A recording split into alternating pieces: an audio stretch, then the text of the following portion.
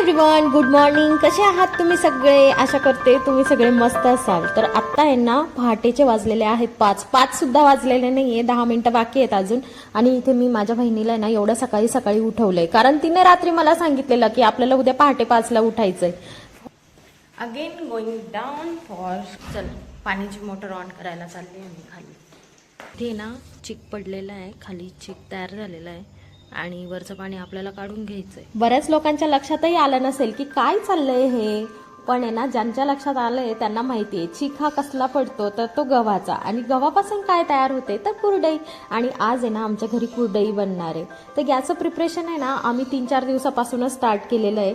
तर त्याची काय प्रोसेस वगैरे आहे ना ते मी पुढे तुम्हाला सांगणार आहे. पण लाईफ म्हणजे काय असतं, लाईफ म्हणजे नवीन काहीतरी शिकायचं. माझ्या लग्नाला तर 11 वर्ष पूर्ण झालेत आणि ह्या 11 वर्षामध्ये मी कधीही कुरडईचा घाट घेतलेला नाही किंवा कसा असतो ना ते सुद्धा बघितले. आणि माझी बहीण नेहमी मला फोनवर सांगायची मी कुरडया केल्या, एकटीने केल्या, म्हणजे मदतीला कोणी ना कोणी पाहिजेच असतं, पण स्वतः तिला येतं बनवता, मेजरमेंट वगैरे सगळं माहिती. आणि नवीन घर शिफ्ट केल्यामुळे ना मला सुद्धा इथे खूप बोर होत होतं. मी तिला म्हटलं की तू ये ना एका रिझन साठी तरी ये, मला कुरडई शिकवण्यासाठी. मग इथे घरी आल्यानंतर 3-4 दिवस उलटून गेले तरी सुद्धा मी गहू काही भिजत घालायला तयार नाही, कारण की ऍक्च्युली मी असंच बोलली होती, मला बोर होत होतं म्हणून कोणीतरी माझ्या जोडीला पाहिजे होतं.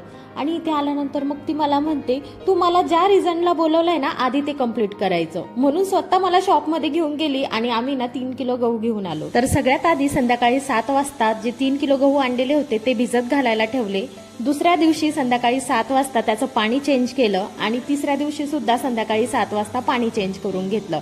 आणि हा आजचा 4था दिवस आहे. हा गहू आपल्याला छान भरडून घ्यायचा आहे. तर भरडण्यासाठी कुठेही बाहेर जाण्याची आता गरज नाही, मिक्सरवरच छान दळला जातो. आणि 3 किलो असल्यामुळे जास्त क्वांटिटी नसल्यामुळे आम्ही मिक्सरमध्येच हा भरडून घेतलेला आहे. तर गहू भरडताना एक काळजी घ्यायची की त्याची अगदी पेस्ट होईल असं काही दळून घ्यायचं नाही, आपल्याला थोडंसं जाडसरच ठेवायचं. आणि इथे आपल्याला भरडलेला गहू गाळून घ्यायचा आहे. तर सगळ्यात आधी आम्ही पहिल्या चाळणीने गाळून घेतला, त्यानंतर जो फायबर वरती निघतो ना तो साईडला काढून ठेवला. तुम्ही मिक्सरमध्ये जी भरड काढलेली आहे ना ती जर जास्त घट्ट असेल तर त्यामध्ये पाणी ऍड करायचं आणि त्यानंतर गाळून घ्यायचं. आपल्याला हा गहू 3-4 वेळा गाळून घ्यायचा असतो. गाळल्यानंतर जे फायबर येतं ना ते साईडला घेऊन त्यामध्ये पुन्हा पाणी टाकून पुन्हा गाळून घ्यायचं असतं. आता ही प्रोसेस आम्ही 3 वेळा केलेली आहे. 4थ्या वेळेस जी प्रोसेस करणार आहे ना त्यासाठी एकदम पातळ अशी एक साडी घ्यायची किंवा मग रुमाल घ्यायचा, ओढणी सुद्धा घेऊ शकता तुम्ही. ती एखाद्या भांड्याला बांधून घ्यायची आणि त्यामध्ये चाळणीमध्ये चाळून घेतलेला गहू पुन्हा एकदा आपल्याला गाळून घ्यायचा आहे त्या ओढणीमध्ये. पहिले 2 पदरी ही साडी फोल्ड केली होती, आता 4 पदरी साडी फोल्ड केलेली आहे. आणि इथे बघा एवढा चिक गाळलेला आहे 2 टाइम. आता तिसऱ्यांदा हा चिक गाळतोय. म्हणजे माझ्या बहिणीचं असं म्हणणं आहे की कुरडई एकदम पांढरी शुभ्र यायला पाहिजे, म्हणून हा सगळा काय म्हणतात काम घाट चाललेला आहे. आणि याच्यानंतर जो घाट घ्यायचा आहे ना तो तर वेगळाच. आणि त्यातल्या त्यात आहे ना इथं पाण्याचं पण मोटर कोणी माझी बंद करून ठेवली होती काय माहिती, माझ्या टाकीतलं पाणीच संपलं. आज सगळ्यांना विचारलं, शेजारच्या घरी विचारलं तुम्ही टाकी बंद केली का मोटर, इकडचं विचारलं त्यांना म्हटलं तुम्ही कॉक बंद केला का आमच्या पाण्याचा, दोघंही नाही म्हणताय. मग कोणी येऊन बंद केला असेल सांगा बरं. ते काय ना मग त्याच्यामध्ये जातो ते मध्ये थोडं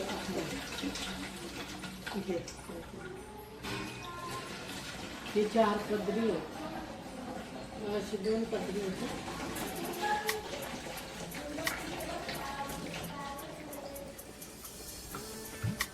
आता याला आहे ना गाळायची सुद्धा गरज नाहीये, पण तरी सुद्धा 4 पदरी इथं साडी लावून घेतलेली आहे. आणि जस्ट असं टॅप करतोय, असं टॅप केलं की जेवढं निघेल तेवढं, असं हाताने पसरवत नाहीये.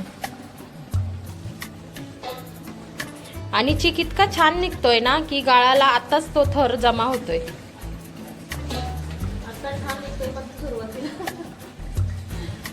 आणि हे फायनल असणार आहे ना का याच्यानंतर पण? फायनल.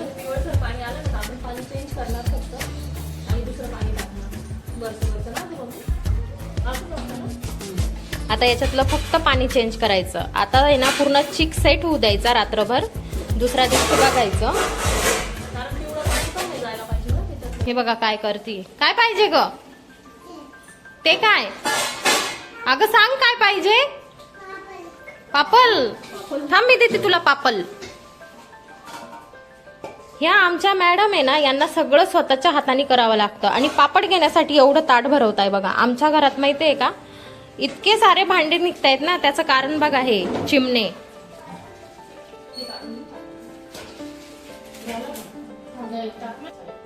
Good girl. झाकून पण ठेवते छान. आणि कसं झाकलंय बघा. Very good. पडशील बघ, खाली पाणी आहे.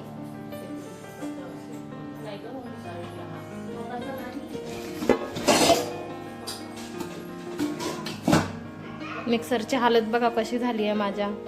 हे सगळं क्लिनिंग करावं लागणार आहे मला. इतना सारा काम.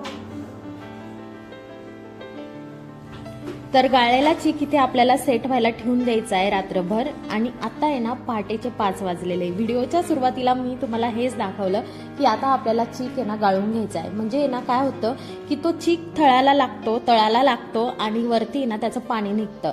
जे पाणी आलेलं असतं ते येलो कलरचं असतं, त्यामुळे ते पाणी पूर्ण ड्रेन करून घ्यायचं आणि अगदी हळुवारपणे हे पाणी आपल्याला निथळून घ्यायचं आहे. जर तुम्ही घाई केली ना ते पाणी काढायला तर त्याच्यासोबत चीक सुद्धा येतो आणि त्यामुळे मग आपला लॉसच होणार आहे. आणि जर पाणी पूर्णपणे निथळलं नाही ना तर तुमच्या ज्या कुरडया बनतील त्या पिवळ्या कलरच्या. चीक मधून पाणी काढल्यानंतर हा बघा थर किती पांढरा शुभ्र दिसतोय. आणि हे वरती जे पाणी साचलेलं असतं ना ते, जोपर्यंत माझी बहीण पाणी गरम करते किंवा नेक्स्ट प्रिपरेशन करते तोपर्यंत मी इथे खाली जाऊन हॉलमध्ये दांडुका घेऊन आलेली. इथे माझ्या बहिणीने बघा पाणी उकळायला ठेवून दिलेलं आहे. एकदम कडक पाणी गरम करायचं. आणि आता आमच्या नाशिकला आहे ना तो जो दांडा असतो ना, जो की मी तुम्हाला आत्ता दाखवला, त्याला घोट्या म्हणतात. पण जेव्हा मी इकडे विचारत होती ना लोकांना की घोट्या आहे का तुमच्याकडे तर त्यांना कळायचंच नाही. आणि मी तिथल्या आजूबाजूच्या बायकांना पण विचारलं तर ते म्हणतात की शेवगा म्हणतात. पण जेव्हा मी दुकानामध्ये जाऊन त्यांना विचारलं की शेवगा आहे का, तर ते मला आहे ना कुरडईचा साचा, तो आपला साचा असतो ना सोऱ्या, ते दाखवत होते. म्हणजे प्रत्येक गावची वेगवेगळी लँग्वेज असते. तर इथे जो आपण सोऱ्या म्हणतो ना तर त्याला इथे शेवगा म्हणतात. शेवगा. आता तो घोट्या, ऍक्च्युली तो घोट्या पण नाहीये.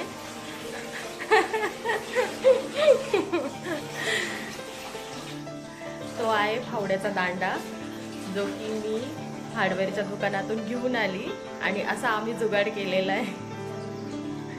नवीन विकत आणलेला आहे, पण त्याची फिनिशिंग वगैरे सगळं काही बघून मगच त्याला आम्ही यूज करणार.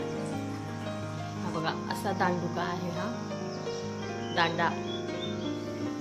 त्याला आता स्वच्छ पाण्याने धुवून घेतलेलं आहे. आणि आता त्या दांड्याला आहे ना व्यवस्थित असं तेल लावून घ्यायचं. म्हणजे जेव्हा आपण घाट घेऊ ना तेव्हा तो कुठेही चिकटणार नाही त्या दांड्याला. चिक असा फोडावा लागतो नंतर, कारण तो तळाला जाऊन बसलेला असतो ना. खूप घट्ट चिक लागलेला आहे आपला. चिक एवढा तळाला जाऊन लागलेला आहे ना की फोडायला पण आहे ना इतकी मेहनत लागते. आणि आता आहे ना पहाटेचे 5:45 वाजलेले. जेवढा चिक असेल ना तेवढंच पाणी त्याच्यामध्ये ऍड करून मग तो असा घुटावा लागतो.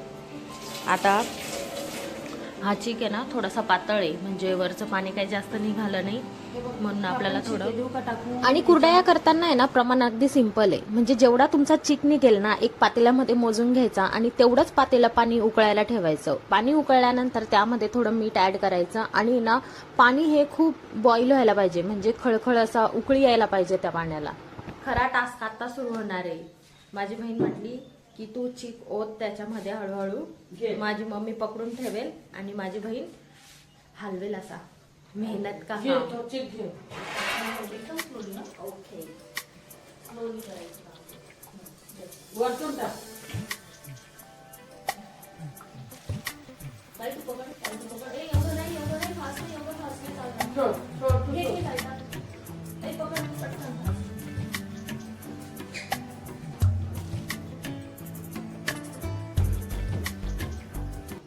खरी मेहनत तर इथे आहे. म्हणजे जेव्हा पाणी बॉईल होतं, पाणी बॉईल झाल्यानंतर त्यामध्ये मीठ ऍड करतो आणि मीठ ऍड केल्यानंतर पाणी जेव्हा खळखळ उकळतं ना त्यामध्ये हा चीक ऍड करावा लागतो. आणि हा चीक ऍड केल्यानंतर त्या चिकाची कुठेही गुठळी होऊ नये म्हणून सारखं त्याला आहे ना हलवत राहावं लागतं त्या घोट्यानी. आणि ही मेहनत सगळ्यात जास्त आहे.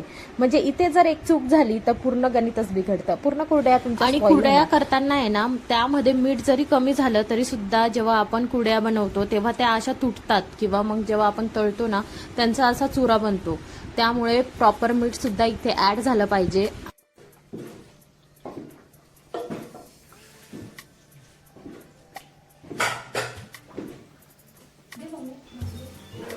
हा चीक एवढा घट्ट होऊन जातो ना की त्याला हलवणं म्हणजे ना नाकी नऊ येऊन जातं त्यात. आणि हा चीक एकदम परफेक्ट झालेला आहे, आता व्यवस्थित फेटला गेलेला आहे, त्याच्यात कोणतीही गुठली वगैरे काही झालेलं नाही आहे आणि पाणी सुद्धा एकदम परफेक्ट आपलं झालेलं आहे.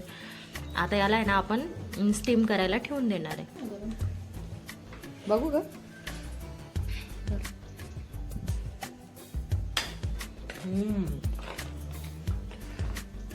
एक नंबर, सुपर. आणि आंबट पण नाही झालाय त्याला असं. आता हा चिकटतोय ना हाताला, म्हणजे हा शिजलेला नाहीये. थोडं थोडं पाणी असं शिंपडायचं. बहुत ही ज़्यादा कम है आँच पे, ये अभी पकाने वाले हैं हम. तो अभी मैं जा रही हूँ गच्ची पे क्लीनिंग के लिए. झाड़ू पोछा फरची क्लीनिंग गाइस.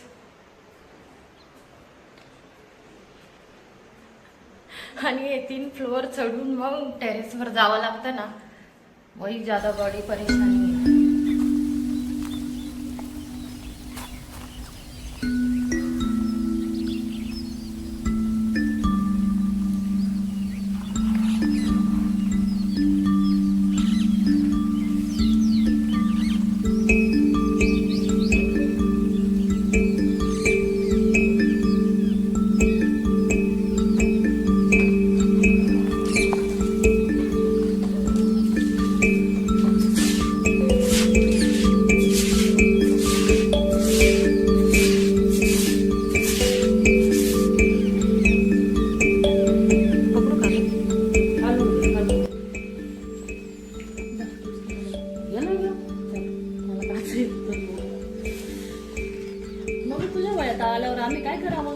खाली लागला का ग?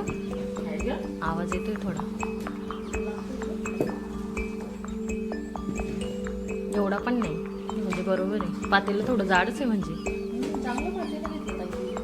एक वस्तू आवडली बाई मला तुझी. अगे ते पहिल्यांदा यूज झालंय ते.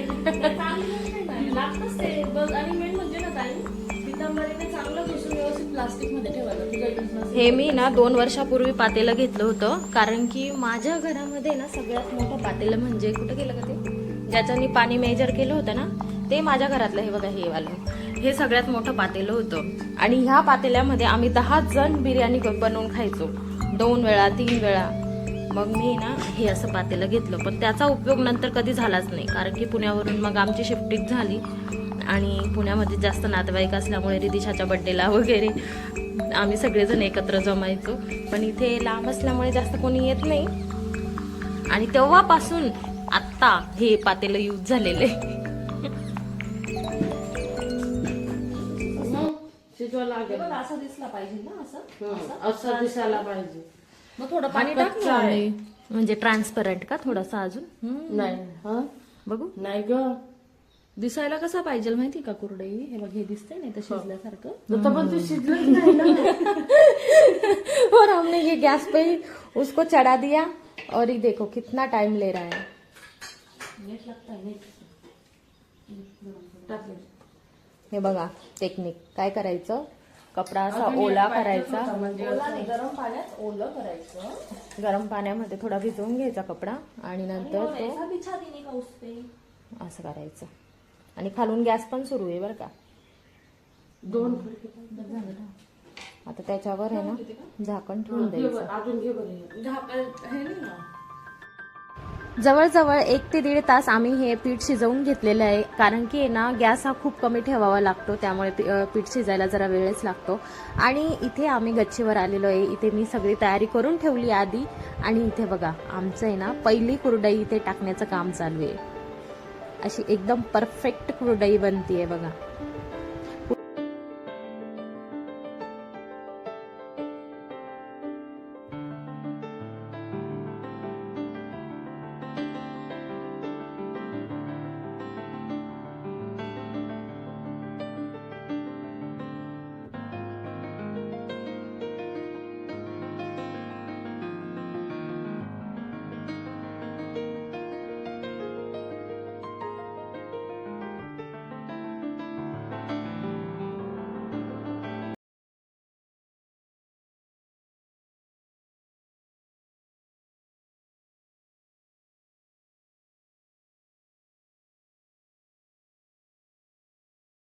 तर घरामध्ये पहिल्यांदा कुरडयांचा घाट घातला आणि तो पण सक्सेसफुल झाला, याचा खूप आनंद वाटतोय. चला तर भेटूया नेक्स्ट व्हिडिओमध्ये. तोपर्यंत बाय.